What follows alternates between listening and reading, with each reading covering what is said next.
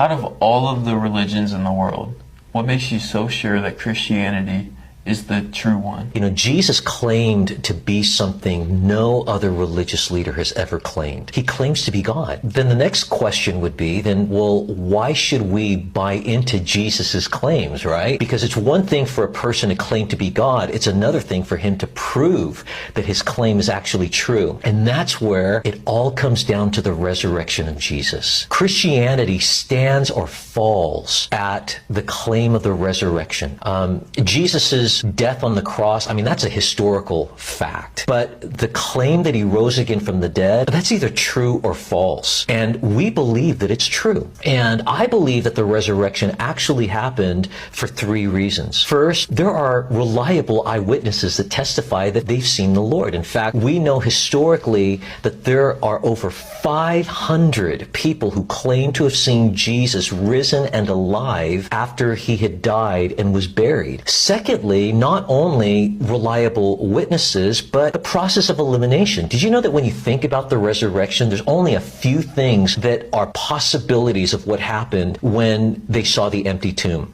One possibility is that Jesus really didn't die on the cross. This is called the swoon theory. But we know that the Romans, I mean, they knew what death looked like. And Pontius Pilate made sure that Jesus was dead before he was taken off the cross and buried. And so he had a spear thrust into his side, and we know that blood and water flowed out. And the American Heart Association did a study on that, and they determined from that evidence that he died of a ruptured heart. So he literally died. Other people say the disciples stole the body. But I'll tell you, the fact that those disciples all claimed that Jesus rose again from the dead, and they held on to that claim even to torture and horrific death, man, these guys that were at one time cowards, and now to stand like that, something radical had to have happened. And you just can't say the disciples stole the body. Well, other people say the Romans stole the body, but why would they do that? Because for Roman soldiers, if what they were guarding were stolen, they would be executed for it. Other people say, well, everybody hallucinated. Well, to have over 500 people hallucinating the same thing, that's not probable. But also for them to hallucinate that, that meant that they had to expect a resurrection. None of them were doing that. But also, what do you do about all the circumstantial evidence? There's an empty tomb. There's a stone rolled away. There are soldiers that are gone. Hey, the hallucination thing, it doesn't fly. When you think about all those possibilities,